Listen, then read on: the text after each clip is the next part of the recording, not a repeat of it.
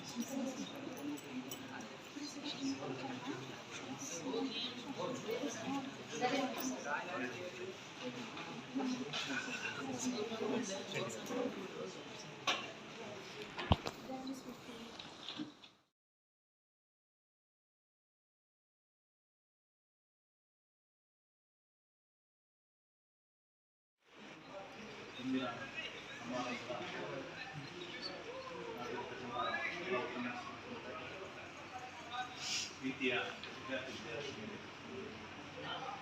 ಮೊದಲನೇದಾಗಿ ನಾನು ಈ ಬಳ್ಳಾರಿ ಗೌರ್ಮೆಂಟ್ ಕಾಲೇಜಿನ ಎಲೆಕ್ಟ್ರಿಕಲ್ ಬ್ರಾಂಚ್ಗೆ ನೀವೆಲ್ಲ ಸ್ಟಡಿ ಮಾಡೋಕ್ಕೆ ಸೆಲೆಕ್ಟ್ ಆಗಿದ್ದೀರಿ. ಹಾಗಾಗಿ ಮೊದಲನೇದಾಗಿ ನಾನು ನಿಮ್ಗೆಲ್ಲರಿಗೂ ಅಭಿನಂದನೆಗಳು. ನಂತರ ನಿಮ್ಮ ಸೀನಿಯರ್ ಬಗ್ಗೆ ಹೇಳಿದೆ ಎಲ್ಲರೂ ಏನೇನು ಓದಬೇಕಂತ ಅವ್ನು ಏನು ತಿಳಿಸಿದ ಇಷ್ಟೆಲ್ಲ ಹೇಳಿದ ಅವ್ನು ಹೇಳಿದ್ರು ಸತ್ಯನೇ ಇತ್ತು. ಆ್ಯಕ್ಚುಲಿ ಜೊತೆಗೆ ಏನಂತಂದರೆ ನಾನು ಹೇಳಕ್ಕೆ ಇಷ್ಟಪಡ್ತೀನಿ ಅಂತಂದರೆ, ನೀವು ಕಾಲೇಜಿಗೆ 10th ಮುಗಿಸ್ಕೊಂಡು ಇಲ್ಲಿ ಬಂದಿದ್ರಿ. ಅಲ್ಲಿ ಹೈಸ್ಕೂಲಲ್ಲಿ ಇರ್ತಕ್ಕಂಥ ಒಂದು ಡಿಸಿಪ್ಲಿನ್, ಇವೆಲ್ಲ ಟೀಚರ್ಸ್ ಎಲ್ಲ ಒಂದು ಯಾರು ಕೇಳ್ತಾರ ಅದೇ ಕೇಳ್ಕೊಂಡು ಬಂದು ನೀವು ಒಳ್ಳೊಳ್ಳೆ ಮಾರ್ಕ್ಸ್ SSLC ಪಡೆದು ಇಲ್ಲಿಗೆ ಎಲೆಕ್ಟ್ರಿಕಲ್ ಸೀಟ್ ಸಿಗೋದು ಅಷ್ಟು ಈಸಿ ಅಲ್ಲ. ನೀವು ಮೆರಿಟ್ ಅಂದರೆ ಏನು, ನೀವು ಒಳ್ಳೆ ಮಾರ್ಕ್ಸ್ ಪಡೆದಿದ್ದೀರಿ SSLC ಅಂತ. ಸೊ ಇದರ ಅರ್ಥ ಏನಂದ್ರೆ, ಮಾರ್ಕ್ಸ್ ಚೆನ್ನಾಗಿ ಸ್ಟಡಿ ಮಾಡಿ ಅಕಾಡೆಮಿಕಲಿ ನೀವು ಸ್ಟ್ರಾಂಗ್ ಆತಂದ್ರೆ ನೀವು ಯಾವುದೇ ಕೋರ್ಸ್ಗೆ ಸೆಲೆಕ್ಟ್ ಆಗ್ತೀರಿ ಅನ್ನೋ ಒಂದು ಅರ್ಥ. ಇಲ್ಲಿ ನಮ್ಮ ಪಾಲಿಟೆಕ್ನಿಕ್ ಸಿಸ್ಟಮ್ ಏನಂತಂದ್ರೆ, ನೀವು ಅಲ್ಲಿ ಕೂಡ ಯಾವುದೇ ಕ್ಲಾಸ್ ಮಿಸ್ ಮಾಡ್ತಿದ್ದಿಲ್ಲ. SSLC ಅಲ್ಲಿ 9th ನಲ್ಲಿ ಟೀಚರ್ಸ್ ಎಲ್ಲ ಮಾನಿಟರಿಂಗ್ ಮಾಡ್ತಿದ್ರು, ನೀಟಾಗಿ ಕ್ಲಾಸಿಗೆ ಬರಲೇಬೇಕು ಅಂತ ಹೇಳ್ತಿದ್ರು. ಮತ್ತೆ ಹಾಜರಾತಿ ಅಲ್ಲಿ ಕೂಡ ಕಂಪಲ್ಸರಿ ಇದೆ ಅಂತ ಅನ್ಕೊಂಡಿದ್ದೀನಿ ನಾನು. ಇಲ್ಲಿ ನಮ್ಮಲ್ಲಿ ಏನಂದ್ರೆ ಪಾಲಿಟೆಕ್ನಿಕ್ ನಲ್ಲಿ ಫಸ್ಟ್ ಪ್ರಿಫರೆನ್ಸ್ ನಾವು ಯಾವುದು ಕೊಡ್ತೀವಿ ಅಂದ್ರೆ ಡಿಸಿಪ್ಲಿನ್. ನೀವು ಶಿಸ್ತಿನಿಂದ ಇರಬೇಕಾಗ್ತದೆ ಕ್ಲಾಸ್ನಲ್ಲಿ, ಕಾಲೇಜಿಗೆ ಕೂಡ ಶಿಸ್ತಿನಿಂದನೇ ಬರಬೇಕು. ಎಲ್ಲೆಲ್ಲ ದಾರಿಯಲ್ಲಿ ಕೂಡೋದಲ್ಲ, ಸೀದಾ ಕಾಲೇಜಿಗೆ ಬರಬೇಕು. ಒಂದು. ಎರಡನೇದು, ಹಾಜರಾತಿ ಕೂಡ ಅಟೆಂಡೆನ್ಸ್ ಇಸ್ ವೆರಿ ಇಂಪಾರ್ಟೆಂಟ್. ನೀವು 75% of attendance is compulsory for each and every subject. ಒಂದು ಸಬ್ಜೆಕ್ಟ್ ಅಲ್ಲ, ಪ್ರತಿಯೊಂದು ಸಬ್ಜೆಕ್ಟಿಗೂ 75% ಹಾಜರಾತಿ ಇರಬೇಕು. ಸೊ ನಿಮಗೆ ಒಂದು 5 ಫಸ್ಟ್ ಇಯರ್ನಲ್ಲಿ ಫಸ್ಟ್ ಸೆಮ್ನಲ್ಲಿ ಒಂದು 5 ಸಬ್ಜೆಕ್ಟ್ ಅಲ್ಲಿ ತಿಳ್ಕೊಳ್ಳೋಣ. ಎಲ್ಲ ಸಬ್ಜೆಕ್ಟ್ನಲ್ಲಿ ನಂದು ಅಟೆಂಡೆನ್ಸ್ ಇರಲಿಲ್ಲ, ಒಂದು ಸಬ್ಜೆಕ್ಟ್ ಇದ್ರಿರಲಿ ಅಂತ ಅನ್ನಕ್ಕೆ ಬರಲ್ಲ. ಒಂದು ಸಬ್ಜೆಕ್ಟ್ನಲ್ಲಿ ಹಾಜರಾತಿ ಕಡಿಮೆ ಆದರೂ ಕೂಡ ನಿಮಗೆ ಹಾಲ್ ಟಿಕೆಟ್ ಕೊಡಕ್ಕೆ ಬರಲ್ಲ. ನಿಮ್ಮ ಹಾಲ್ ಟಿಕೆಟ್ ಜನರೇಟ್ ಆಗಲ್ಲ. That means what, will not be allowed to what examination. So ಇದನ್ನೆಲ್ಲ ನೀವು ತಲೆಯಲ್ಲಿ ಇಟ್ಕೋಬೇಕು. ಇದರ ಅರ್ಥ ಏನಂತಂದ್ರೆ, ನೀವು ಇದು ಟೆಕ್ನಿಕಲ್ ಎಜುಕೇಶನ್ ಆಗಿರೋದ್ರಿಂದ ಯಾವುದೇ ಕ್ಲಾಸ್ ಮಿಸ್ ಮಾಡಿದ್ರೆ ನಿಮಗೆ ಯಾವುದೇ ನೆಕ್ಸ್ಟ್ ಕ್ಲಾಸ್ನಲ್ಲಿ ಏನೂ ಅರ್ಥ ಆಗೋದಿಲ್ಲ. ಹಂಗಾಗಿ ಕ್ಲಾಸ್ನಲ್ಲಿ ಮತ್ತೆ ಹೊರಗಡೆ ಪ್ರಿಮೈಸಸ್ನಲ್ಲಿ ಕೂಡ ನೀವು ಶಿಸ್ತಿನಿಂದ ವರ್ತಿಸಬೇಕು. ನಿಮ್ಮ ಫ್ಯಾಕಲ್ಟಿ ಜೊತೆಗೆ ಮತ್ತೆ ಇಲ್ಲಿರ್ತಕ್ಕಂಥ ಈ ಕಾಲೇಜ್ ಸಂಬಂಧಪಟ್ಟ ಪ್ರತಿಯೊಬ್ಬ ವ್ಯಕ್ತಿಗಳ ಜೊತೆಗೆ ಒಂದು ಅನುಭವ ಸಂಬಂಧ ಇಟ್ಕೋಬೇಕು. ನೀವು ಕರೆಕ್ಟಾಗಿ ಎಲ್ಲರ ಜೊತೆಗೂ ಪ್ರೀತಿ ವಿಶ್ವಾಸದಿಂದ ಇರಬೇಕಾಗ್ತದೆ ವಿದ್ಯಾರ್ಥಿಗಳಾಗಿ. ಜೊತೆಗೆ ಏನಂತಂದ್ರೆ, ಕ್ಲಾಸಿಗೆ ಬರೋದು ವೆರಿ ಇಂಪಾರ್ಟೆಂಟ್. ನೀವೇನ್ ಮಾಡ್ತೀರಿ ನಿಮ್ಗೆ ಗೊತ್ತಿರಲ್ಲ. ಯಾಕಿದ್ರೆ ಫಸ್ಟ್ ಟೈಮ್ ಕ್ಲಾಸ್ ತೊಗೊಳಕ್ಕೆ ಮುಂಚೆ ಹಾಜರಾತಿ ಬಗ್ಗೆ ಹೇಳ್ತೀವಿ ಅಂದ್ರೆ ದಟ್ ಇಸ್ ವೆರಿ ಇಂಪಾರ್ಟೆಂಟ್ ಅಂತ ಅರ್ಥ. ನಾಳೆ ನೀವು ಏನ್ ಮಾಡ್ತೀರಿ, ಕೊನೆಗೆ ಎಲ್ಲ ಮುಗಿದಲ್ಲಿ ಸೆಮ್ ಮುಗಿದಾಗ ನಿಮ್ಮ ಅಟೆಂಡೆನ್ಸ್ ಬಂದಿರಂಗಿಲ್ಲ. ಅವಾಗ ಗೊತ್ತಾಗ್ತದೆ ನಿಮ್ಗೆ ಒಬ್ಬ ಹಾಜರಾತಿ ಇಲ್ಲ ಅಂತ ಹೇಳಿ. ಪೇರೆಂಟ್ಸ್ ಕರ್ಕೊಂಡ್ಬರ್ತೀರಿ, ಅವ್ರು ಕರ್ಕೊಂಡು ಇನ್ನೊಬ್ರು ಕರ್ಕೊಂಡ್ಬರ್ತೀರಿ, ಮತ್ತೆ ಇನ್ನೊಂದು ಸುಳ್ಳು ಹೇಳ್ತಿದ್ವಿ ಇದಕ್ಕೆ ಒಂದಕ್ಕೊಂದು. ಸೊ ಇಲ್ಲ ನಮ್ಗೆ ಬರೋಕ್ಕಾಗಲ್ಲ, ಅವರು ಎಕ್ಸ್ಪರ್ಟ್ ಹಿಂಗೆಲ್ಲ ಏನೋ ಉದಾಹರಣೆ ಆನ್ಸರ್ಗಳನ್ನ ಹೇಳಕ್ಕಾಗ್ತದೆ. ಲಾಸ್ಟ್ ಕೊನೆಗೆ ನಿಮ್ಗೆ ಅಲೋ ಮಾಡಕ್ ಬರಲ್ಲ ನಾವು.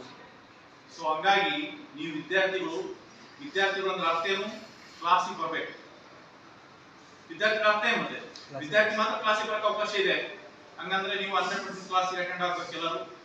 ಇಲ್ಲಿ ವಿಭಾಗದಲ್ಲಿರ್ತಕ್ಕಂಥ ಎಲ್ಲ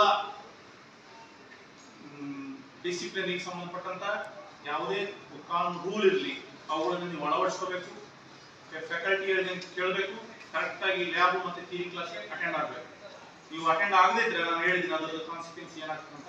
ನಿಮಗೆ ಯಾರು ನೀವು ಕರ್ಕೊಂಡು ಬಂದ್ರೆ ನಿಮಗೆ ಇದು ಮಾಡೋಕ್ಕಾಗಲ್ಲ.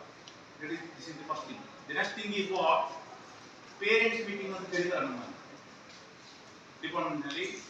ನೀವು ಫಸ್ಟ್ ಪೇರೆಂಟ್ಸ್ ಮೀಟಿಂಗು ಫಸ್ಟ್ ಟೆಸ್ಟ್ಗಿಂತ ಮುಂಚೆ ಕೂಡ ಪೇರೆಂಟ್ಸ್ ಮೀಟಿಂಗ್ ಕರೀತಾರೆ. ಅವಾಗ ನೀವು ನಿಮ್ಮ ಪೇರೆಂಟ್ಸ್ ಕರ್ಕೊಂಡು ಬರಬೇಕು. ಯಾಕೆ ಕರ್ಕೊಂಡು ಬರ್ಬೇಕಂದ್ರೆ ಇಲ್ಲಿಯ ವಾತಾವರಣ ಅವ್ರಿಗೆ ಪರಿಚಯ ಆಗ್ಬೇಕು. ಇಲ್ಲಿ ಯಾವ ಟೀಚರ್ಸ್ ನಿಮಗೆ ಕ್ಲಾಸ್ ತಗೊಳ್ತಿದ್ದಾರೆ, ಏನೇನು ನಡೀತಿದೆ ಅಂತ ಅನ್ನೋದು ಕೂಡ ತಂದೆ ತಾಯಿಗಳು ಗೊತ್ತಾಗಬೇಕು. ಆನಂತರ ಒಂದು CIE ಅಂತ ಫಸ್ಟ್ ಇಂಟರ್ನಲ್ ಆದ್ಮೇಲೆ ಮತ್ತೆ ಒಂದ್ಸಲ ಪೇರೆಂಟ್ಸ್ ಮೀಟಿಂಗ್ ಕರೀತಾರೆ. ಯಾಕೆ ಕರೀತಾರೆ ಅಂದ್ರೆ, ಎಲ್ಲಾ ಸಬ್ಜೆಕ್ಟ್ಗಳಲ್ಲಿ ಎಷ್ಟೆಷ್ಟು ಮಾರ್ಕ್ಸ್ ಪಡೆದಿದ್ದೀರಿ ನೀವು, ನಿಮ್ಮ ಹಾಜರಾತಿ ಏನಿದೆ, ಡೈಲಿ ಕ್ಲಾಸಿಗೆ ಬರ್ತೀರೋ ಇಲ್ಲ ಅನ್ನೋದನ್ನ ನಿಮ್ಮ ತಂದೆ ತಾಯಿಗಳಿಗೆ ನಾವು ಇಲ್ಲಿರ್ತಕ್ಕಂಥ ಫ್ಯಾಕಲ್ಟೀಸು ಯಾರ್ಯಾರು ಸಬ್ಜೆಕ್ಟ್ ತಗೊಳ್ತಾರೆ ಅವ್ರು ನಿಮಗೆ ಮಾಹಿತಿ ಕೊಡ್ತಾರೆ. ನಿಮ್ಮ ತಂದೆ ತಾಯಿಗೆ HODs ಇರ್ಬೋದು ಮತ್ತೆ ಲೆಕ್ಚರರ್ಸ್ ಇರ್ಬೋದು. ಎಲ್ಲ ಪೇರೆಂಟ್ಸ್ನ ನೀವು ಕಂಪಲ್ಸರಿ ಕರ್ಕೊಂಡು ಬರ್ಬೇಕು. ಇಲ್ಲಿ ಮೀಟಿಂಗ್ ಕರ್ಕೊಂಡು ಬಂದಾಗ ಏನಾಗ್ತಂದ್ರೆ, ನೀವು ಯಾರೋ ಪೇರೆಂಟ್ಸ್ ಕರ್ಕೊಂಡು ಬರ್ತಾ ಇಲ್ಲ ಅಂತಂದ್ರೆ ನಿಮ್ಗೆ ಸರಿಯಾಗಿ ಬರ್ತಾ ಇಲ್ಲ ಅಂತ ಅರ್ಥ. ಕಾಲೇಜಿಗೆ ನೀವು ಕರೆಕ್ಟಾಗಿ ಫೋನ್ ನಂಬರ್ ಪೇರೆಂಟ್ಸ್ದೇ ಕೊಡಬೇಕು. ಬೇರೆ ಯಾವುದು ಚಿಕ್ಕಪ್ಪ ಅಣ್ಣ ಬೇರೆ ಅಣ್ಣ ಹಂಗೆಲ್ಲ ಕೊಡಬಾರ್ದು. ನಂಬರ್ಸ್ನ ನಿಮ್ಮ ತಂದೆ ತಾಯಿದು ನಂಬರ್ ಕೊಡಬೇಕು. ಸೊ ದಟ್ ಅವರು ನೀವು ಅಕಸ್ಮಾತ್ ಆಗಿ ಸರಿಯಾದ ರೀತಿಯಾಗಿ ಕ್ಲಾಸಿಗೆ ಬರ್ತಾ ಹಿಂಗಿದ್ದು ಅಕಾಡೆಮಿಕಲಿ ವೀಕ್ ಇದ್ರೆ ಅವ್ರಿಗೆ ಇನ್ಫಾರ್ಮ್ ಮಾಡಕ್ಕೆ ಅನುಕೂಲ ಆಗ್ತದೆ ಫ್ಯಾಕಲ್ಟಿಗೆ. ಸೊ ಇದು ಕೂಡ ನಿಮ್ಮ ಕರ್ತವ್ಯ ವಿದ್ಯಾರ್ಥಿಗಳಾಗಿ ನೀವು ನೀಟಾಗಿ ಇಲ್ಲಿ ಸ್ಟಡಿ ಮಾಡಬೇಕು. So first before conducting the CIE ಅಂದ್ರೆ ಫಸ್ಟ್ ಟೆಸ್ಟ್ ಹಾಕಿ ಮುಂಚೆ ಪೇರೆಂಟ್ಸ್ ಮೀಟಿಂಗ್ ಕರಿತೀವಿ. ಆಮೇಲೆ ಫಸ್ಟ್ ಟೆಸ್ಟ್ ಆದ್ಮೇಲೆ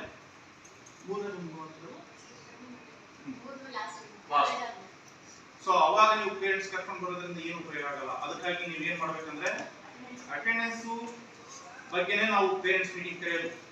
ಇದನ್ನ ತಲೆ ಇಟ್ಕೊಳ್ಳಿ. ನೀವು ನಿಮ್ಮ ಕರ್ತವ್ಯ, ಅದು ನಿಮ್ಮ ಜವಾಬ್ದಾರಿ. ನೀವು ಚೆನ್ನಾಗಿ ಓದಬೇಕು, ಅಕಾಡೆಮಿಕಲಿ ಸ್ಟ್ರಾಂಗ್ ಆಗ್ತಾ ಅದು ನಿಮಗೆ ಬಿಟ್ಟಿದ್ದು ವಿಚಾರ. ಬಟ್ ನಮಗೆ ಇಲ್ಲಿ ಏನಂದ್ರೆ ಹಾಜರಾತಿ ವೆರಿ ವೆರಿ ಇಂಪಾರ್ಟೆಂಟ್. ಜೊತೆಗೆ ನೀವು ಚೆನ್ನಾಗಿ ಓದಿದ್ದಾದ್ರೆ ಮಿನಿಮಮ್ ಮಾರ್ಕ್ಸ್ ಎಷ್ಟು ಬರಬೇಕು ಐಯದಲ್ಲಿ ಅಷ್ಟು ಪಡೆಯಕ್ಕೆ ನಿಮ್ಗೆ ಅವಕಾಶ ಆಗ್ತದೆ. ಮಿನಿಮಮ್ ಮಾರ್ಕ್ಸ್ ಬರಲಿದ್ರು ಕೂಡ ನಿಮಗೆ ತೊಂದರೆ ಆಗ್ತದೆ ಅಕಾಡೆಮಿಕಲಿ. ಸೊ ಇವೆಲ್ಲವನ್ನು ನೀವು ತಲೆಯಲ್ಲಿ ಇಟ್ಕೊಂಡು ಇಲ್ಲಿ ಯಾವುದೇ ತರದ್ದು ಇದಿರಲ್ಲ, ಎಲ್ಲರೂ ಫ್ರೆಂಡ್ಲಿ ಇರ್ತಾರೆ ಟೀಚರ್ಸ್. ನೀವು ನೀಟಾಗಿ ಕ್ಲಾಸಿಗೆ ಬರಬೇಕು, ಅವ್ರು ಹೇಳಿದ ವರ್ಕ್ ಮಾಡಬೇಕು. ಜೊತೆ ಇಲ್ಲಿ ಕ್ಲಾಸ್ನಲ್ಲಿ ಕಾಲೇಜ್ನಲ್ಲಿ ನೀವು ಎಷ್ಟು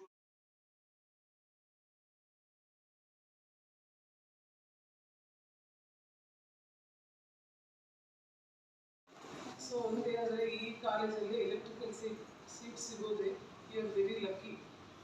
ಯಾಕಂದರೆ ಇಷ್ಟು ವರ್ಷದ ಎಕ್ಸ್ಪೀರಿಯನ್ಸಲ್ಲಿ ಈಗ ಒಳ್ಳೆಯ ಒಂಥರ ಬ್ರ್ಯಾಂಡ್ ನೇಮ್ ಅಂತಾರಲ್ಲ ಆ ಥರ ನಮ್ಮ ಕಾಲೇಜಲ್ಲಿ ಎಲೆಕ್ಟ್ರಿಕಲ್ ಅಂದರೆ ಒಂದು ಬ್ರ್ಯಾಂಡ್ ನೇಮ್ ಇದೆ. ಅಂದರೆ ಕಂಪಲ್ಸರಿ ಎಷ್ಟು ಹುಡುಗರು ಅಡ್ಮಿಷನ್ ತೊಗೊಳ್ತಾರೆ ಅದರಲ್ಲಿ ಮೋರ್ ದ್ಯಾನ್ 50% ಹುಡುಗರಿಗೆ ಕಂಪಲ್ಸರಿ ಕ್ಯಾಂಪಸ್ಸಲ್ಲಿ ಸೆಲೆಕ್ಟ್ ಆಗ್ತದೆ. ಆಮೇಲೆ ಒಳ್ಳೆ ಇಂಜಿನಿಯರಿಂಗ್ ಕಾಲೇಜ್, ಒಳ್ಳೊಳ್ಳೆ ಇಂಜಿನಿಯರಿಂಗ್ ಕಾಲೇಜಲ್ಲಿ ಅವ್ರು ನೆಕ್ಸ್ಟ್ 3 years ಡಿಪ್ಲೊಮಾ ಮುಗಿದ್ಮೇಲೆ DCET ಬರೆದು ಒಳ್ಳೆ RV ಪೆಸೆಟ್ ಅಂತ ಒಳ್ಳೊಳ್ಳೆ ಕಾಲೇಜಲ್ಲಿ ಇಂಜಿನಿಯರಿಂಗ್ ಸೀಟ್ ತೊಗೊತಾರೆ. ಸೊ ಅದೇ ಥರ ಬ್ರ್ಯಾಂಡ್ ನಮ್ಮ ಬ್ರ್ಯಾಂಚಲ್ಲಿ ಸುಮಾರು ಒಂದು 20 ವರ್ಷದಿಂದ ಮೇಂಟೈನ್ ಮಾಡ್ಕೊಂಡು ಬಂದಿದ್ವಿ. ಆಮೇಲೆ ಕಳೆದ ಒಂದು 3-4 ವರ್ಷದಿಂದ ಏನಾಗ್ತಾ ಇದೆ, ವರ್ಷಕ್ಕೆ ಮಿನಿಮಮ್ 45 to 50 ಸ್ಟೂಡೆಂಟ್ಸ್ಗೆ ಸೊ ದೇ ಆರ್ ಗೆಟಿಂಗ್ ಕ್ಯಾಂಪಸ್ಸಲ್ಲಿ ಸೆಲೆಕ್ಟ್ ಆಗ್ತಾ ಇದೆ. ಸೊ ಹಾಗಾಗಿ actually I will feel very proud. So electrical ಹುಡುಗರು ಅಂದರೆ they will be hard workers, ತುಂಬ ಚೆನ್ನಾಗಿ ಕಷ್ಟಪಟ್ಟು ಹೋಗ್ತಾರೆ, ಒಳ್ಳೆ ಕಡೆ ಕೆಲಸ ತೊಗೊತಾರೆ. ಹಾಗಾಗಿ ನಾನು ನಿಮ್ಗೆ ಹೇಳೋದಷ್ಟೇ, ಸೊ ನೀವು ಒಂದ್ಸಲ ಜಾಯಿನ್ ಆಗಿದ್ದೀರಿ ಅಂದಮೇಲೆ ಒಂದು ಗೋಲ್ ಇಟ್ಕೋಬೇಕು. ಅದಕ್ಕೆ ನಿಮ್ಮ ಪೇರೆಂಟ್ಸ್ ಎಲ್ಲ ತಂದೆ ತಾಯಿಗಳಿಗೂ ಒಂದು ಆಸೆ ಇಟ್ಕೊಂಡೇ ನಿಮ್ಮ ಕಾಲೇಜಿಗೆ ಕಳಿಸ್ತಾರೆ. ನಮ್ಮ ಹುಡುಗ ಒಂದು ಒಳ್ಳೆ ಕಂಪ್ನಿಯಲ್ಲಿ ಕೆಲಸ ತೊಗೊತಾನೆ, ಇಲ್ಲ 3 ವರ್ಷ ಡಿಪ್ಲೊಮಾ ಮುಗಿದ್ಮೇಲೆ ಒಳ್ಳೆ ಕಾಲೇಜಲ್ಲಿ ಇಂಜಿನಿಯರಿಂಗ್ ಸೀಟ್ ತೊಗೊತಾನೆ ಅಂತ ಒಂದು ಒಳ್ಳೆ ಕನಸು ಇಟ್ಕೊಂಡು ಕಳಿಸಿದ್ರು. ಸೊ ಹಂಗಾಗಿ ನೀವೇನು ಮಾಡ್ಬೇಕಂದ್ರೆ ಸುಮ್ಮನೆ ಕಾಲೇಜಿಗೆ ಬಂದೆ ಹೋದೆ ಅದು ಏನು ಪ್ರಯೋಜನ ಆಗಲ್ಲ ನೋಡ್ರಿ. ಒಂದು ನೀವು ಗೋಲ್ ಇಟ್ಕೋಬೇಕು. ಒಂದು ಗೋಲ್ ಅಂದರೆ ಹೆಂಗೆ, ಈಗ ಫಸ್ಟ್ ಡೇಯಿಂದನೇ ಕರೆಕ್ಟಾಗಿ ನಾನು ಇಂಥ ಒಳ್ಳೆ ಕಂಪ್ನಿಯಲ್ಲಿ ನನಗೆ ಕೆಲಸ ಬೇಕು ಅಂತಂದರೆ ಅದ್ರ ಸರಿಯಾಗಿ ನೀವೆಷ್ಟು ಕೆಲಸ ಮಾಡಬೇಕು ಅನ್ನೋದು ಇಂಪಾರ್ಟೆಂಟ್ ಆಗುತ್ತೆ. ಈಗ ರಾಮಂಜನೇಯಲ್ ಅಂತ ಪಾಸ್ಬೇಕು, ಸೊ ಅವರು ಅಷ್ಟೇ ಭಾಳ ವೆರಿ ತುಂಬ ಬಡವರಿದ್ದಾರೆ. ಅವ್ರು ತುಂಬ ಕಷ್ಟಪಟ್ಟು ಅವ್ರು ಎಷ್ಟು ಹಾರ್ಡ್ ವರ್ಕ್ ಅಂದರೆ ಯಾವುದೇ ಒಂದು ಎಕ್ಸ್ಪೆರಿಮೆಂಟ್ ಕೊಟ್ಟರು ಅವನೇ ಫಸ್ಟ್ ಮಾಡಿ ಮುಗಿಸ್ತಾ ಇದ್ದ. ಅಷ್ಟು ಹಾರ್ಡ್ ವರ್ಕ್ ಇದ್ದನು, ಅಷ್ಟು ಚೆನ್ನಾಗಿ ಅಷ್ಟು ಕಷ್ಟಪಡ್ತಾನೆ. ಅದಕ್ಕೆ ಸರಿಯಾಗಿ ಅವ್ರಿಗೆ ಒಳ್ಳೆ ಇವನ್ ಜಿಂದಾಲಲ್ಲೂ ಏನಾಗುತ್ತೆ ಕಂಪ್ನಿಯಲ್ಲೂ ಒಳ್ಳೆ ಬ್ರ್ಯಾಂಚ್ ಇರ್ತಾರೆ, ಅಂಥ ಕಡೆ ಸ್ಕಿಲ್ಸ್ ಜಾಸ್ತಿ ಇದ್ದರೆ ಕಂಪ್ನಿಯಲ್ಲಿ ಎಲ್ಲರಿಗೂ ಒಳ್ಳೆ ಕೆಲಸ ಸಿಗೋಲ್ಲ. ಅವರವ್ರ ಸ್ಕಿಲ್ಸ್ ಮೇಲೆ ಅವ್ರು ಒಳ್ಳೆ ಡಿಪಾರ್ಟ್ಮೆಂಟಲ್ಲಿ ಕೆಲಸ ಇರುತ್ತೆ. ಹಂಗಾಗಿ ಅವ್ರು ಒಳ್ಳೆ ಹಾರ್ಡ್ ವರ್ಕರು. ಇವ್ರ ಬ್ಯಾಚಲ್ಲೂ 45 ಮೆಂಬರ್ಸ್ಗೆ ಜಿಂದಾಲ್ ಕ್ಯಾಂಪಸ್ ಆಗಿದೆ. ಇನ್ನೊಂದು 5-10 members they have went to one of the good first rank engineering colleges ಏನಿರ್ತವೆ RV ಪೆಸೆಟ್, ಸೊ ಆ ಕಾಲೇಜಸ್ಗೆಲ್ಲ ಡಿಪ್ಲೊಮಾ ಮುಗಿದ್ಮೇಲೆ ಇಂಜಿನಿಯರಿಂಗ್ ಹೋಗಿದೆ. ಸೊ ಹಾಗಾಗಿ ನಾನು ನಿಮ್ಗೆ ಹೇಳೋದಿಷ್ಟೇ, ಏನಾದರೂ ಒಂದು ಗೋಲ್ ಇಟ್ಕೊಂಡು ಹೋದ್ರಿ. ಸುಮ್ಮನೆ ಕಾಲೇಜಿಗೆ ಬಂದರೆ ಹೋದೆ, ಯಾರ್ದೋ ಪ್ರೆಷರ್ ಮೇಲೆ ನಾನು ಓದಿದೆ ಅಂದರೆ ನೀವೇನು ಸಾಧನೆ ಮಾಡೋಕ್ಕಾಗಲ್ಲ. ನಾನು ಕಂಪಲ್ಸರಿ ಒಂದು ಒಳ್ಳೆ ಇಂಜಿನಿಯರಿಂಗ್ ಕಾಲೇಜ್ ಸೀಟ್ ಆದರೂ ತೊಗೋಬೇಕು, ಇಲ್ಲ ಒಂದು ಒಳ್ಳೆ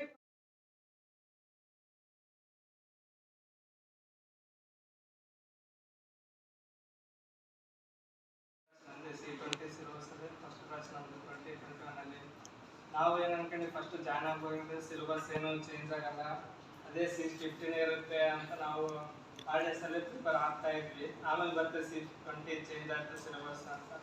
ಅವಾಗೆಲ್ಲ ಚೆನ್ನಾಗಿ ಹೇಳ್ಕೊಡ್ತಾರೆ ಟೀಚರ್ಸ್ ಎಲ್ಲ. ನಮಗೆ ಮ್ಯಾಥ್ಸ್ಗೆ ಇನ್ನೊಂದು ಮ್ಯಾಮ್ ಬರ್ತಿದ್ರು, ಅವರು ಚೆನ್ನಾಗಿ ಹೇಳಿದ್ರು.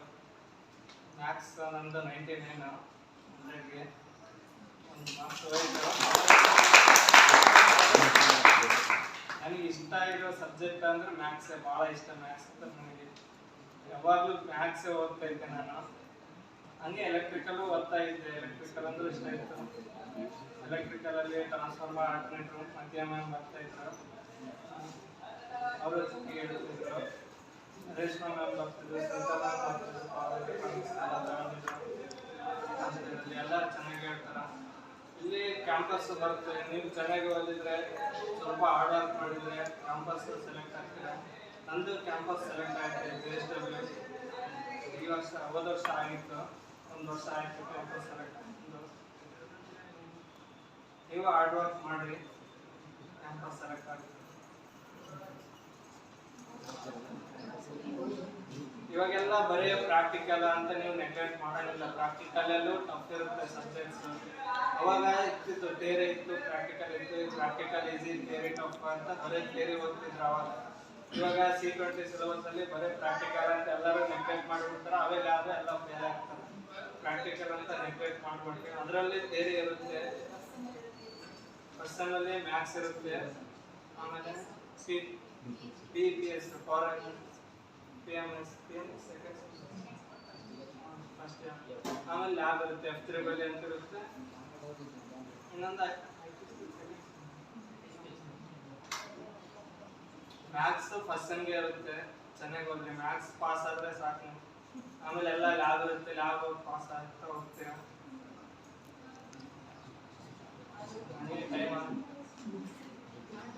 ಜಿಂದಾಲ್ ಕ್ಯಾಂಪಸ್ ಬರುತ್ತೆ. ಕ್ಯಾಂಪಸ್ಸಲ್ಲಿ ಕೇಳ್ತಾರೆ, ಕ್ವಶನ್ಸ್ ಕೇಳ್ತಾರೆ. ನಮ್ಮ ಡಿಪಾರ್ಟ್ಮೆಂಟ್ ಕೇಳ್ತಾರೆ. ನೀವು ಫೈನಲ್ ಇಯರ್ ಬರ್ತೀರ ಅಷ್ಟರೊಳಗೆ, ಅವಾಗ ಎಲ್ಲ ಗೊತ್ತಾಗುತ್ತೆ ನಿಮಗೆ.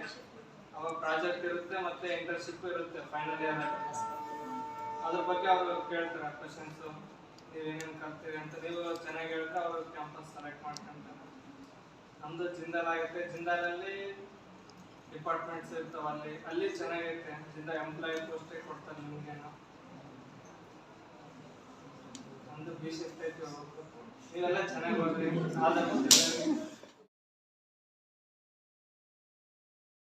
ಓದಬೇಕು ಏನೇನಿರ್ತಾರೆ ಅಂತ ಹೇಳಿದ್ರು. So I not speak much about that. Just ಒಂದು ಸೆಂಟೆನ್ಸ್ ನೋಡ್ಬಿಡಿ ಇಲ್ಲಿ. Success is the integration of day in day out ಡಿ/dt ರಿಪೀಟೆಡ್ ಸ್ಮಾಲ್ ಎಫರ್ಟ್ಸ್. ಸೊ ನಿಮ್ಗೆ ಇಂಟಿಗ್ರೇಷನ್ ಗೊತ್ತಿಲ್ಲ, ಡಿಫ್ರೆನ್ಸಿಯೇಷನ್ ಗೊತ್ತಿಲ್ಲ. ಗೊತ್ತಿದೆಯಾ? ಗೊತ್ತಿಲ್ಲ. ಇಂಟಿಗ್ರೇಷನ್ ಅಂದ್ರೆ ಇಟ್ಸ್ ಜಸ್ಟ್ ಸಮ್. ಇಂಟಿಗ್ರೇಷನ್ ಅಂದ್ರೆ ಸಮ್. ಸಮ್ ಅಂದ್ರೆ ಗೊತ್ತಾ? ಅಡಿಷನ್. ಆಯ್ತಾ? ಡಿಫ್ರೆನ್ಸಿಯೇಷನ್ ಅಂತಂದ್ರೆ ಅದನ್ನ ದೊಡ್ಡದನ್ನ ನಾವು ಸಣ್ಣ ಸಣ್ಣ ಪಾರ್ಟ್ಸ್ ಆಗಿ ತುಂಡು ಮಾಡ್ಕೊಂಡು ಕಮ್ಮಿ ಮಾಡ್ಕೊಂತ ಬರೋದು ಡಿಫ್ರೆನ್ಸಿಯೇಷನ್. ಓಕೆ, ಸೊ ನಾವು success is the repeated small efforts. ನೀವು ಸಣ್ಣ ಪುಟ್ಟ ಸಣ್ಣ ಅಳಿಲು ಸೇವೆ ಅಂತೀವ. ಅಳಿಲು ಜಸ್ಟ್ ಒಂದು ಸಣ್ಣ ಇದನ್ನ ಹಾಕತ್ತಲ್ಲ, ರಾಮನ ಸೇವೆ ಮಾಡ್ತಾರ ಕಲ್ತಂದು ಹಾಕಿ. ಅದ್ರಂಗೆ ನೀವು ದಿನನಿತ್ಯ day in is today. Your day in this college today. Day out is the day when you are going out of this college after your 6th semester with happy and good news. Okay, so from today onwards ನಿಮ್ಮ ಪ್ರತಿಯೊಂದು ಸಣ್ಣ ಪುಟ್ಟ effort ಅನ್ನು count ಆಗುತ್ತೆ. ನೀವು ಸಣ್ಣ effort ಮಾಡ್ಕೋತಾ by the end of the day you will be a successful student. So that may be your engineering seat, that may be your campus, that may be your own entrepreneurship or anything. Right? So ish simple success is the day in and day out of repeated small efforts. ಸಣ್ಣ effort ನಿಂದ ನೀವು start ಮಾಡಿಕೊಂಡು ದೊಡ್ಡ effort ಹಾಕ್ಬಿಟ್ಟು success ಆಗ್ರಿ. ಜೊತೆಗೆ ಇವತ್ತು international ಯೋಗ day celebrate ಮಾಡಿದ್ವಿ. So yoga is also important. Daily ನಿಮ್ಮ ಕಾನ್ಸಂಟ್ರೇಷನ್ ಸಲುವಾಗಿ ಮೆಡಿಟೇಷನ್ ಮಾಡ್ರಿ, ಯೋಗ ಮಾಡ್ರಿ. ಅದಕ್ಕೆ ಬೇಕಾದಷ್ಟು ಯೂಟ್ಯೂಬ್ ಚಾನಲ್ಸ್ ಇದಾವೆ. ಮೊಬೈಲ್ ಯೂಸ್ ಮಾಡೋಂಗಿಲ್ಲ, ಟಿವಿ ಇದಾವೆ. ಸೊ ಎಲ್ಲ ಟಿವಿ ನೋಡ್ಕೊಂಡು ಆಸ್ಥಾ ಚಾನಲ್ ಇದೆ, ರಾಮದೇವ್ಜಿ ಅವ್ರ ದಿನ ಬೆಳಗ್ಗೆ 6 ಗಂಟೆಗೆ ಹೇಳ್ಕೊಡ್ತಾರೆ. ಸೊ ಯೋಗಾನು ಕಲೀರಿ, ಮೆಡಿಟೇಷನ್ ಮಾಡ್ರಿ, ಸ್ಪೋರ್ಟ್ಸ್ ಆಡ್ರಿ. ಕಾಲೇಜಲ್ಲಿ ಸ್ಪೋರ್ಟ್ಸ್ ಡೇ ಸೆಲೆಬ್ರೇಟ್ ಮಾಡ್ತೀವಿ. Participate in each and every sports, extra curricular activities. Everything is important. Student life is very important. Student life is a golden life. So enjoy ಮಾಡೋದು ನಮ್ಮ student ಲೈಫಲ್ಲಿ. ನೋಡ್ರಿ ಅವ್ನು ಹೆಂಗೆ ಓಡೋದ. Madam ನನ್ನ ಈ ಶಿಫ್ಟ್ ಟೈಮ್ ಆಗಿದೆ madam, I have to run because it's responsibility. Now you are responsible along with your enjoyable days. So ಎಲ್ಲ ಮೇಡಮ್ ಸರ್ ಹೇಳಿದಾಗೆ ಚೆನ್ನಾಗಿ ಓದಬೇಕು, ಚೆನ್ನಾಗಿ ಎಂಜಾಯ್ ಮಾಡಬೇಕು. Here I give you example. One is Ramanjani, one other example is Chandrashekar. Is standing before you. Is your 4th semester ಬರೋ 5th semester, ಸಾರಿ ಅವನ್ನ demote ಮಾಡಿದೆ, 5th semester student. ಅವನ್ನ ಸ್ವಲ್ಪ ಅಬ್ಸರ್ವ್ ಮಾಡ್ತಾ ಇದ್ದೀನಿ ನೀವಷ್ಟೇ. ಪ್ರತಿಯೊಂದು ಕೆಲಸ ಹೆಂಗ್ ಮಾಡ್ತಾನೆ, ಹೆಂಗ್ ಓದ್ತಾನೆ. ಲೈಬ್ರರಿಯಲ್ಲಿ ಕೂತ್ಕೊಂಡು ಇಂಜಿನಿಯರಿಂಗ್ ಟೆಕ್ಸ್ಟ್ ಬುಕ್ ತರ್ತಾನೆ. ಇಂಜಿನಿಯರಿಂಗ್ ನಾವು ಏನ್ ಹೇಳ್ತಾ ಇದೀವಿ, ಎಲ್ಲ ಪ್ರಾಕ್ಟಿಕಲ್ ಓರಿಯೆಂಟೆಡ್ ಸಬ್ಜೆಕ್ಟ್ಸ್ ಬಹಳ ಇದಾವೆ, ನಮಗೆ ಥಿಯರಿ ಕಮ್ಮಿ ಆಗಿದೆ ಹೊಸ ಸಿಲೆಬಸ್ ಅಲ್ಲಿ. ಸೊ ಅದೇ ಸಿಲೆಬಸ್ ನಾವು ನಿಮ್ಗೆ ಓದಿಸ್ತಾ ಇದ್ದೀವಿ. ಸೊ ಆ ಸಿಲೆಬಸ್ ಅಲ್ಲಿ ಪ್ರಾಕ್ಟಿಕಲ್ ಓರಿಯೆಂಟೆಡ್ ಜಾಸ್ತಿ ಇದೆ, ಥಿಯರಿ ಕಮ್ಮಿ ಇದೆ. ಸೊ ಥಿಯರಿ ಕಮ್ಮಿ ಇದೆ ಅಂತಂದ್ರೆ ನಾವೇನ್ ಮಾಡ್ತೀವಿ, ನಿಮ್ಗೆ ಪ್ರಾಕ್ಟಿಕಲಿ ಕಾನ್ಸಂಟ್ರೇಷನ್ ಜಾಸ್ತಿ ಮಾಡ್ತೀವಿ, ನಿಮ್ಗೆ ಕೈಯಾರೆ ಮಾಡೋದು ಬರ್ಲಿ ಅಂತ. ಆದ್ರೆ ಈ ಹುಡುಗ ಏನ್ ಮಾಡ್ತಾರೆ, ಪ್ರಾಕ್ಟಿಕಲ್ ಕಲಿತಾರೆ. ಫಸ್ಟ್ ರಾಮಾಂಜನೇಯ ಇದ್ದಂಗೆ ಫಸ್ಟ್ ಇರ್ತಾನೆ ಎಕ್ಸ್ಪೆರಿಮೆಂಟ್ ಮಾಡೋದ್ರಲ್ಲಿ, ಔಟ್ಪುಟ್ ತರೋದ್ರಲ್ಲಿ. ಔಟ್ಪುಟ್ ಬರ್ಲಿಲ್ಲ ಅಂದ್ರೆ ನಮ್ಮನ್ನ ಔಟ್ಪುಟ್ ಬರ್ಸೋವರಿಗೆ ನಮ್ಮ ಬಿಡಲ್ಲ. That has to be the intention of each and every student. Madam ಇದು ಔಟ್ಪುಟ್ ಬರ್ತಾ ಇಲ್ಲ ನನಗೆ, ಔಟ್ಪುಟ್ ಬರೆಸ್ದೆ ನೀವು, ಅದು ನಿಮ್ಮಲ್ಲಿ ಇದ್ರೆ ಆಟೋಮ್ಯಾಟಿಕಲಿ ನೀವು ಚೆನ್ನಾಗಿ ಕಲಿತೀರ. ಹೋಗ್ತಾರೆ ಲೈಬ್ರರಿಗೆ ಹೋಗ್ತಾರೆ, ಒಂದು ಟೆಕ್ಸ್ಟ್ ಬುಕ್ ತರ್ತಾರೆ, ಇಂಜಿನಿಯರಿಂಗ್ ಟೆಕ್ಸ್ಟ್ ಬುಕ್ ತರ್ತಾರೆ. ಇಂಜಿನಿಯರಿಂಗ್ ಇರ್ಬೋದು, ಡಿಪ್ಲೊಮಾ, ಬೇಸಿಕ್ ಓದ್ತಾರೆ ಪ್ರತಿಯೊಂದು. ಆ ಪ್ರಾಕ್ಟಿಕಲ್ಗೆ ಓರಿಯೆಂಟೆಡ್ ಥಿಯರಿ ಪಾರ್ಟ್ ಏನು, ದಟ್ ಈಸ್ ಇಂಪಾರ್ಟೆಂಟ್. ಪ್ರಾಕ್ಟಿಕಲ್ ಮಾಡೋದಾದ್ರೆ ಅದಕ್ಕಿಂತ ಮುಂಚೆ ನನಗೆ ಥಿಯರಿ ಭಾಗ ಗೊತ್ತಿರಬೇಕು. ಸೊ ನಿಮಗಿರೋ ಥಿಯರಿ ಓದಿಸುತ್ತೀವಿ, ಸೊ ಥಿಯರಿನೂ ಓದ್ರಿ, ಪ್ರಾಕ್ಟಿಕಲ್ ಓದ್ರಿ. ಸ್ವಲ್ಪ ನಿಮ್ಮಲ್ಲಿ ಇಂಟ್ರೆಸ್ಟ್ ಅನ್ನ ಹೆಚ್ಚಿಸ್ಕೊಂಡು ಇವ್ರು ಮಾಡ್ದಂಗೆ ಸ್ವಲ್ಪ ಮಾಡ್ರಿ, you be still more successful. Thank you Chandrashekar. So ಈ ಮಾತನ್ನ ಹೇಳ್ತಾ I wish all the best for you people and I wish you all success. Okay, thank you. ಯಾವ ಥರ ಅಭ್ಯಾಸ ಮಾಡಬೇಕು, ಯಾವ ಥರ ಇರಬೇಕು, ಸೊ ಅದನ್ನೆಲ್ಲ ಶಾಲೆಯಲ್ಲಿ ಹೇಳಿದರೆ, ನಾನೇನಪ್ಪ ಕೇಳಿದ್ರೆ ನಿಮಗೆ 24-25 ಸಾಲಿಗೆ ಏನು ಹೊಸದಾಗಿ ಆಗಮಿಸಿದ್ರಲ್ಲ, ಸೊ ನಿಮಗೆಲ್ಲರಿಗೂ ನಾನು ಸ್ವಾಗತ ಮಾಡ್ತಾ, ಸೊ ಈ ಕಾಲೇಜಲ್ಲಿ ನಿಮಗೆ ಎಲೆಕ್ಟ್ರಿಕಲ್ ಸಿಕ್ಕಿರೋದು ನೀವು ಅಥವಾ ನಿಮ್ಮ ಅಪ್ಪ ನಿಮ್ಮಮ್ಮ ಮಾಡಿದ ಪುಣ್ಯದಿಂದ ಮಾತ್ರ ನಿಮ್ಗೆ ಎಲೆಕ್ಟ್ರಿಕಲ್ ಸಿಕ್ಕಿದೆ ಅಂತ ನಾನು ನೇರವಾಗಿ ಹೇಳ್ತೀನಿ. ಸೊ ಯಾಕಂದರೆ ಇಲ್ಲಿ ಎಲೆಕ್ಟ್ರಿಕಲ್ ಸಿಗ್ಕೊಂಡು ಸೊ ಸಾಮಾನ್ಯ 85 ಆದ್ರೆ ಸಿಕ್ಕಿಲ್ಲ, ನಿಮಗೆ 60 ಇರೋದೇ ಸಿಕ್ಕಿದೆ. ಸೊ ಏನಪ್ಪ ಕೇಳಿದ್ರೆ ನಿಮ್ಮ depending upon all certificates. So ಏನು ಹಾಕಿದ್ರೆ ರೂರಲ್ಸು, ಗ್ರಾಮೀಣ, ಕಡಿಮೆ, ಸೊ ಇದೆಲ್ಲ ಹೇಳಿದ್ರೆ ಹೌದಿಲ್ಲ. ಸೊ ಹಂಗಾಗಿ ನಿಮ್ಮ ಅಪ್ಪ ನಿಮ್ಮ ಮಾಡಿರೋ ಪುಣ್ಯದಿಂದ ನಿಮಗೆ ಸಿಕ್ಕಿದೆ ಅಂತ ನಾನು ಹೇಳ್ತೀನಿ. ಸೊ ಭಾಳ ಚೆನ್ನಾಗಿ ಓದ್ಬೇಕಂತ ಸಾರ್ ಎಲ್ಲ ಹೇಳಿದ್ದಾರೆ. ಸೊ ಈಗೇನಿದೆಯಲ್ಲ ಹಿಂದಿನ ಡಿಪ್ಲೊಮಗೂ ಈಗ ಭಾಳ ವ್ಯತ್ಯಾಸ ಇದೆ. ಸೊ 19 ಸೀರೀಸ್ ಅಂತ ಏನು ಹೇಳ್ತಾರಲ್ಲ ನಿಮಗೆ ಗೊತ್ತಿಲ್ಲಬೇಕು. ಏನಪ್ಪ ಅಂದ್ರೆ ಅವಾಗ ಸುಮಾರು 8 ಥಿಯರಿ ಬರ್ತಿದ್ವು, ಸೊ 2-3 ಪ್ರಾಕ್ಟಿಕಲ್ ಬರ್ತಿದ್ವು, ಹೆವಿ ಓದ್ಬೇಕಾಯ್ತು. ಸೊ ಈಗ ಡಿಪ್ಲೊಮಾ ಮಾಡೋದು ಭಾಳ ಈಸಿ. ಸೊ ಈಸಿ ಅಂತಂದು ಹೇಳ್ಬಿಟ್ರೆ ನೀವು ಸಾಮಾನ್ಯ ಅಷ್ಟು ಸುಲಭವಾಗಿ ಕೈ ಬಿಡೋಂಗಿಲ್ಲ. ಸೊ ಹೇಳಿದ್ರು ಸಾರ್ ಹೇಳಿದ್ರು ಅಷ್ಟೇ ಪ್ರಾಕ್ಟಿಕಲ್ ಹೆಚ್ಚು ಒತ್ತು ಕೊಡಬೇಕು. ಸಾಮಾನ್ಯ ಚೆನ್ನಾಗಿ ಅದ್ರ ಮೇಲೆ ನೀವು ಪ್ರೆಸೆಂಟ್ ಹಾಕಬೇಕು, ಓದಬೇಕು. ಸಾಕಷ್ಟು ವಿದ್ಯಾರ್ಥಿಗಳು ಓದಿದ್ದಾರೆ ನಮ್ಮಲ್ಲಿ ಸಾರ್ ಈ 20 ಸಿಲೆಬಸ್ಲಿಂದಲೇ. ಸೊ ನಾವು ಅವ್ರಿಗೆಲ್ಲರಿಗೂ ಇನ್ಫಾರ್ಮೇಷನ್ ಮಾಡ್ತೀವಿ. ಸಾಮಾನ್ಯವಾಗಿ ಎಲ್ಲರೂ ವರ್ಕ್ ನೋಡಿರೋದ್ರಿಂದ ಯಾರು ಬಂದಿಲ್ಲ, ನೋಡಿದ್ರಲ್ಲಿ ಬಂದು ಹೆಂಗೆ ಓಡೋದು ಅಂತೇಳಿ. ಸೊ ಅದೇ ಥರ ಲೇಡೀಸ್ ಆಲ್ಮೋಸ್ಟ್ ಆಲ್ ಈಗ ಏನಾಗಿರೋಲ್ಲ, ಲಾಸ್ಟ್ ಇದರಲ್ಲಿ ಲೇಡೀಸ್ ಹೆಚ್ಚಿಗೆ ನಮ್ಮಲ್ಲಿ ಜಾಸ್ತಿ ಕ್ಯಾಂಪಸ್ ಆಗಿದ್ದು. ಸೊ ನೀವು ಕನ್ನಡ ಮೀಡಿಯಮ್ ಅಂತ ಅದು ಒಂದು ಕೇಳಿಬಿಟ್ಬಿಡಿ. ಕನ್ನಡ ಮೀಡಿಯಮಲ್ಲೇ ನಮ್ಮ ಎಲೆಕ್ಟ್ರಿಕಲಲ್ಲಿ ಹೈಯೆಸ್ಟ್ ರಿಸಲ್ಟ್ ಬಂದಿರೋದು. ಸೊ ಎಲೆಕ್ಟ್ರಿಕಲ್ ಅಂತ ಹೇಳಿದ್ರಲ್ಲ ಸಾರ್ ಹೇಳಿದ್ರು, ಸ್ವಿಚ್ ಹಾಕೋದು ಲೈಟ್ ಆನ್ ಆಗ್ತದೆ, ಸ್ವಿಚ್ ಆಫ್ ಮಾಡೋದು ಲೈಟ್ ಆಗ್ತದೆ, ಅಷ್ಟೇ ಗೊತ್ತಿದೆ ನಿಮಗೆ ಹೌದಿಲ್ಲ. ಸೊ ನೀವು ಅದನ್ನು ಸ್ವಿಚ್ ಬಿಚ್ಚಿದ್ರೆ ಏನಿದೆ ಅದರೊಳಗಡೆ, ಸೊ ಯಾಕೆ ಲೈಟ್ ಆನ್ ಆಗ್ತದೆ. ಸೊ ಎಲೆಕ್ಟ್ರಿಕಲ್ ವಿದ್ಯುತ್ತು ನಿಮ್ಮ ಕಣ್ಣಿಗೆ ಕಾಣದೇ ಇರ್ತಕ್ಕಂಥದ್ದು ನೋಡಿದ್ರೆ ವಿದ್ಯುತ್ ಇಲ್ಲಂದ್ರೆ ಹೌದಿಲ್ಲ. ನೀವು ಮಕ್ಕಳು ಮುಟ್ಟಿದ್ರು ಶಾಕ್ ಹೊಡೆದೈತೆ, ಹೆಣ್ಮಕ್ಳು ಮುಟ್ಟಿದ್ರು ಶಾಕ್ ಹೊಡ್ತೈತೆ, ಗೊತ್ತಿಲ್ಲ ಅಂತ ಗಂಡು ಮಕ್ಕಳು ಮುಟ್ಟಿದ್ರು ಯಾರು ಮುಟ್ಟಿದ್ರು ಶಾಕ್ ಹೊಡ್ತಿದ್ರು. ಸೊ ಅಷ್ಟೇ ಡೇಂಜರು, ಅಷ್ಟೇ ಈಸಿ. ಸೊ ಏನಪ್ಪ ಅಂತಂದ್ರೆ ಅದ್ರ ಒಳಗಡೆ ಹಾಳವನ್ನು ಹೋಗ್ಬೇಕು ಹೌದಿಲ್ಲ. ಸೊ ಅಷ್ಟೊಂದಿದೆ. ಸೊ ನೆಕ್ಸ್ಟ್ ಏನಪ್ಪ ಅಂತ ಹೇಳಿದ್ರೆ ನಿಮಗೆ ಇಲ್ಲಿ ನಮ್ಮ ಕಾಲೇಜಲ್ಲಿ ಯಾವುದು ಎಲ್ಲ ಫೆಸಿಲಿಟಿ NCC ಇದೆ, NSS ಇದೆ, ಸೊ ಸ್ಪೋರ್ಟ್ಸ್ ಇದ್ದಾವೆ. ಸೊ ಸಾಕಷ್ಟು ನಿಮಗೆ ಏನಪ್ಪ ಅಂತ ಹೇಳಿದ್ರೆ ಅಡ್ಡಾಡ್ಲಿಕ್ಕೆ ಬಸ್ ಪಾಸ್ ಬೇಕಾದ್ರೆ ನಮ್ಮ ಕಾಲೇಜಲ್ಲೇ ಬಸ್ ಪಾಸ್ ಮಾಡಿಕೊಡ್ತಾರೆ. ಸೊ ನೆಕ್ಸ್ಟ್ ಈಗ ಬಂದಿದೆ ನೋಡಿರಿ, ನೆಕ್ಸ್ಟ್ ವೀಕಲ್ಲಿ ನಿಮಗೆ ಎಕ್ಸಾಮಿನೇಷನ್ ಕಟ್ಟಲಿಕ್ಕೆ ನಿಮಗೆ ಬಂದ್ಬಿಡ್ತಾರೆ. ಫಸ್ಟ್ ಸೆಮ್ ಎಕ್ಸಾಮ್ ಕಟ್ಟಬೇಕು. ಸೊ ನೀವು ಅಡ್ಮಿಷನ್ ಆಗಿಬಿಟ್ಟು ಫೀಸ್ ಕಟ್ಬಿಟ್ಟು ನೀವು ಸೊ ನೆಕ್ಸ್ಟ್ ನೀವು ಕಾಲೇಜ್ ಸ್ಟಾರ್ಟ್ ಆಗಿ ಬಂದಿರ ಅಂತ ಹೇಳಿದ್ರೆ ನೆಕ್ಸ್ಟ್ ವೀಕಲ್ಲಿ ನಿಮಗೆ ಎಕ್ಸಾಮ್ ಕಟ್ಟಬೇಕು. ಸೊ ಎಕ್ಸಾಮ್ ಕಟ್ಟಬೇಕು. ಸೊ ಸಾಕಷ್ಟು ನಿಮಗೆ ಯಾವುದಕ್ಕೂ ಈ ಬಂದ ಮೇಲಂತೂ ಫ್ರೀ ಇರಲ್ಲ. ಎಷ್ಟು ದಿವಸ ಏನು ಆಡಿದ್ರೆ ನೀವು ಹೈಸ್ಕೂಲ್ ಲೆವೆಲ್, ಸೊ ಅಲ್ಲಿಗೆ ನಿಮ್ದು ಆಟ ಕ್ಲೋಸ್. ಸೊ ಈಗೇನಿಲ್ಲ ಸ್ವಲ್ಪ ನೀವು ಜವಾಬ್ದಾರಿಯನ್ನು ತೆಗೆದುಕೊಳ್ಬೇಕು ಅಂತ ಅಂತಂದ್ರೆ ಹೇಳೋದು ಎಲ್ಲ ಭಾಳ ನೀವು ನನಗೆ ಗೊತ್ತಾಗ್ತಲ್ಲ. ನಿಮ್ಮ ಕಡೆಯಿಂದ ಯಾವುದೋ ಒಟ್ಟ ಇದನ್ನೇ ಬರ್ತಾ ಇಲ್ಲ, ಯಾರು ಏನಾದರೂ ನಿಮ್ಮ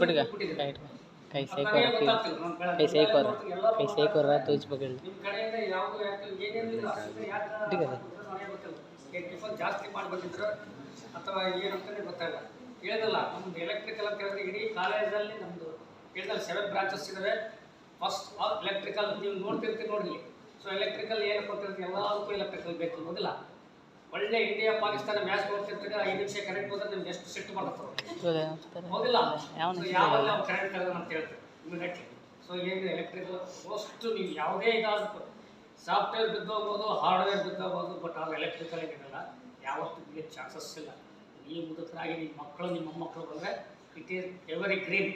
ಎಲೆಕ್ಟ್ರಿಕಲ್ ಏನಿದೆಲ್ಲ ಗ್ರೀನ್. ನೋಡ್ರಿ ನೀವು ಕ್ಲಾಸ್ ಎಲ್ಲ ಮಾಡ್ತಿರ್ತಾರೆ, ಲ್ಯಾಬ್ ಮಾಡ್ತಿರ್ತಾರೆ, ಕರೆಂಟ್ ಹೋಗ್ತಂದ್ರೆ ಫಸ್ಟ್ ನಮ್ಮ ಕಾಲೇಜ್ದಲ್ಲಿ ಕಾಲ್ ಬರೋದೇ ನಮ್ಮ ಎಲೆಕ್ಟ್ರಿಕಲ್ ಡಿಪಾರ್ಟ್ಮೆಂಟ್ಗೆ. ಸರ್ ನಮ್ಮ ಕೈ ಮಾಡಿ ಕರೆಂಟ್ ಕೊಡ್ರಿ ಅಂತ. ಸೊ ಅದಲ್ಲ ಫಸ್ಟ್ ಇವತ್ತು ಕರೆಂಟ್ ಮೇಲೆ ನಿಂತಿರಲ್ಲ, ಅರ್ಥ ಆಗ್ತದಿಲ್ಲ, ಗೊತ್ತಾಗ್ತಿಲ್ಲ. ನೋಡಿ ಏನು ಇಲ್ಲೇ ಇಲ್ಲ, ನಿಮ್ಮ ಕಡೆ ಗಾಬರಿ ಆಗಿದ್ರೆ ಏನಂತ ನೀವು ಬರ್ಕೊಂಡು ಏನಿಲ್ಲ ಫ್ರೀ ಆಗಿರಿ, ಯಾವ ನಿಮ್ಗೆ ಏನಿಲ್ಲ.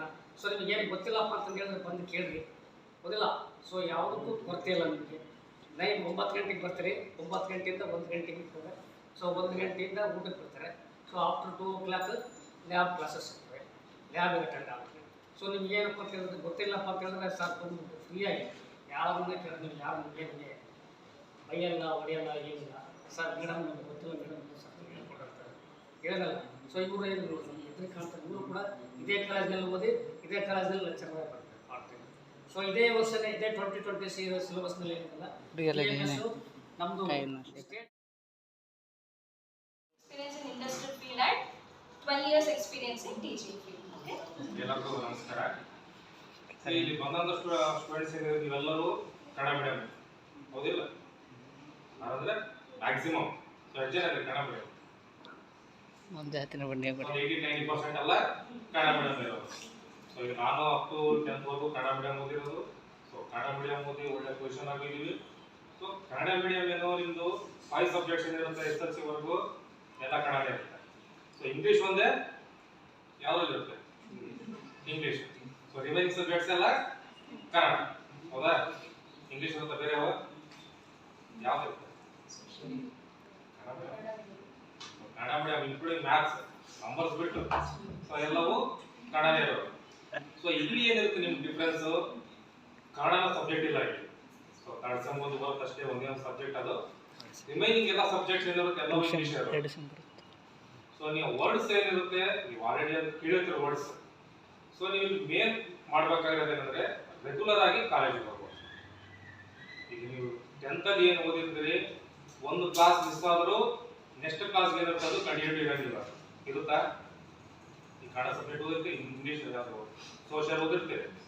ಸೊ ಫಸ್ಟ್ ಪೀರಿಯಡ್ಗೂ ಸೆಕೆಂಡ್ ಪೀರಿಯಡ್ ಏನಾದರೂ ಕಂಟಿನ್ಯೂಟಿ ಇರುತ್ತೆ, ಟಾಪಿಕ್ಸ್ ಬೇರೆ ಬೇರೆ ಇರುತ್ತೆ. ಸೊ ಒಂದು ಕ್ಲಾಸ್ ಒಂದು ಟಾಪಿಕ್ ಇನ್ನೊಂದು ಟಾಪಿಕ್ಗೂ ಲಿಂಕ್ ಇರೋಂಗಿಲ್ಲ. ಸೊ ಇಲ್ಲಿ ಟೆಕ್ನಿಕಲ್ ಏನಿರುತ್ತೆ, ಇಲ್ಲಿ ನೀವು ಒಂದು ಕ್ಲಾಸ್ ಮಿಸ್ ಮಾಡಿದ್ರೆ ಆ ಚಾಪ್ಟರ್ ಮುಂದಿನ ಏನು ನಿಮಗೆ ಗೊತ್ತಾಗಲ್ಲ. ಸೊ ಫಸ್ಟ್ ಬೇಸಿಕ್ ಬರೋದೇ ಫಸ್ಟ್ ಕ್ಲಾಸ್, ಅದ್ರ ಕಂಟಿನ್ಯೂಷನ್ ಬರೋದೇ ನೆಕ್ಸ್ಟ್ ಕ್ಲಾಸಸ್. ಸೊ ನೀವು ಒಂದು ಕ್ಲಾಸ್ ಸ್ಕಿಪ್ ಮಾಡಿದ್ರೆ ಸೊ ರಿಮೈನಿಂಗ್ ಕ್ಲಾಸಸ್ ನಿಮ್ಗೆ ಏನು ಅರ್ಥ ಆಗಲ್ಲ. ಅರ್ಥ ಆಯ್ತಿಲ್ಲ?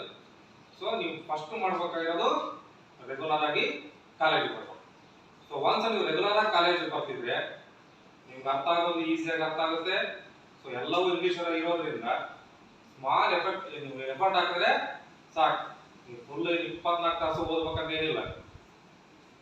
ಸೊ ನೀವು SSLC ಏನು ಓದಿರ್ತೀರಲ್ಲ ಅದರಲ್ಲೇ ನೀವೇ ಜಾಸ್ತಿ ಓದಿದ್ರೆ 24 ತಾಸು, ಅದಕ್ಕಿಂತ ಸ್ವಲ್ಪ ಜಾಸ್ತಿ ಎಫರ್ಟ್ ಹಾಕ್ಬೇಕಷ್ಟೇ ಐತಿ.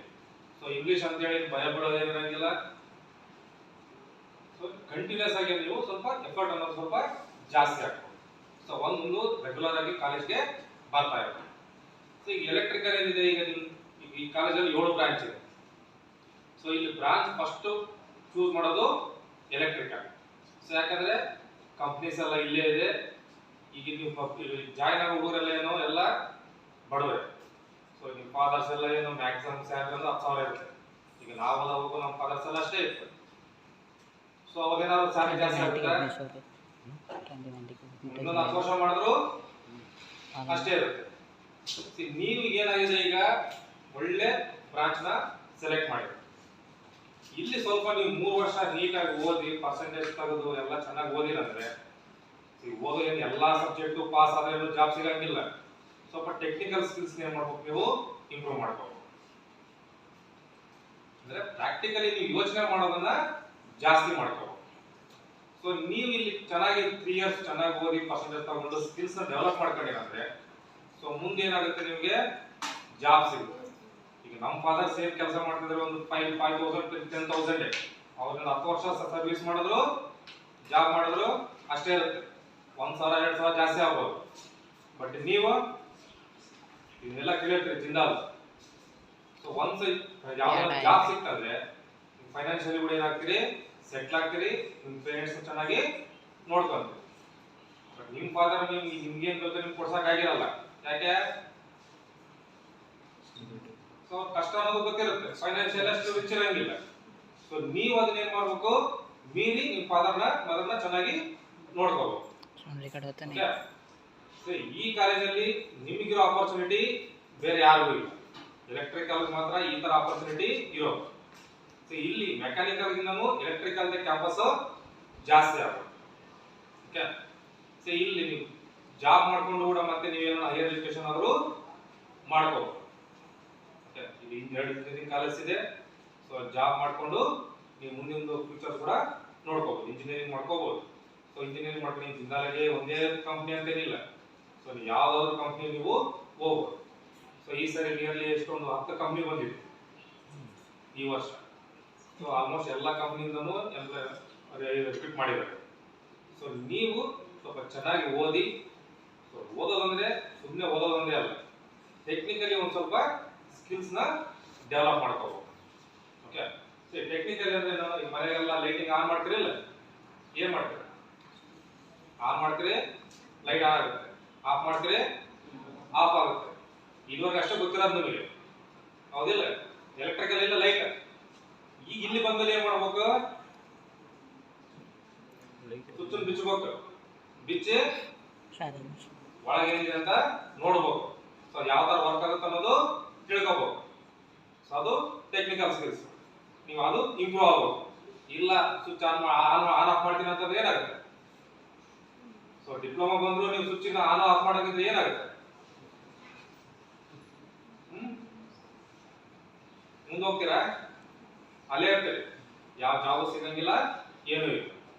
ಸೊ ಇಷ್ಟು ಹೇಳಿ ಎರಡು ಮಾತನ್ನ ಮುಗಿಸ್ತೀನಿ.